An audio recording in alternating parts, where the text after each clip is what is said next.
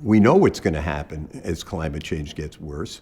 People reluctantly are going to have to leave their homes and they're going to go elsewhere. They're going to migrate. And we know what the consequence of that will be because we see it around us every day. It's not a pretty picture.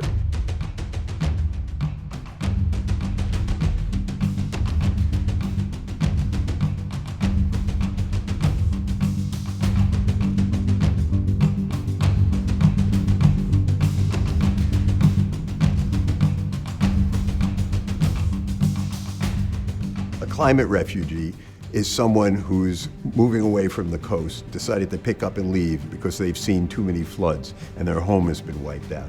A climate refugee is a farmer in a country where it's gotten too hot and too dry and they can't subsist anymore and they have to move to the city. A climate refugee is someone who got caught in a wildfire and their home burnt up and now they have to go and find a totally new place to live. A lot of times these people are moving not just within their country, but across international boundaries. And that creates situations that really have to be focused on by governments because they can really get out of control.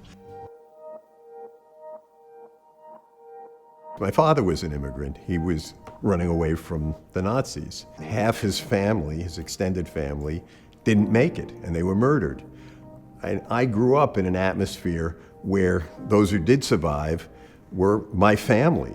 And so that immigrant experience, the flavor of having been transplanted from one place to another involuntarily, the experience of having to make a new life in a new country, that's something I understand at a very fundamental level. So I personally am very sympathetic to immigrants and to the right to migrate under circumstances, especially where you're being pushed out, where you're a refugee.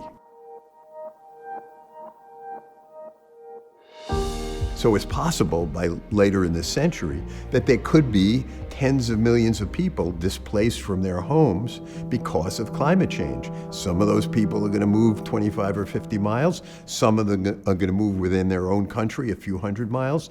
Many of them are going to go from countryside to city, but a lot of them are also going to go across international borders. Governments have to think about this in advance. The answer is not to prevent people from migrating. The answer is to make it easier for people to stay where they are because that's what they want to do. They don't really want to move. The only thing I can think of to help the situation is to reduce climate change enough so that that risk of a lot of people moving in a lot of places at the same time is reduced significantly. So the point about this is that governments should be planning how they would handle migration from certain well-known climate hotspots in the anticipation that as the climate change gets bad, people under certain circumstances are going to want to move. We should still always remember, people don't want to move if they can help it. They're mostly being forced to move under these circumstances by a bad climate situation. And what we should do is make it easier for them to stay. That means reducing the climate change and also making the situation where they are more bearable.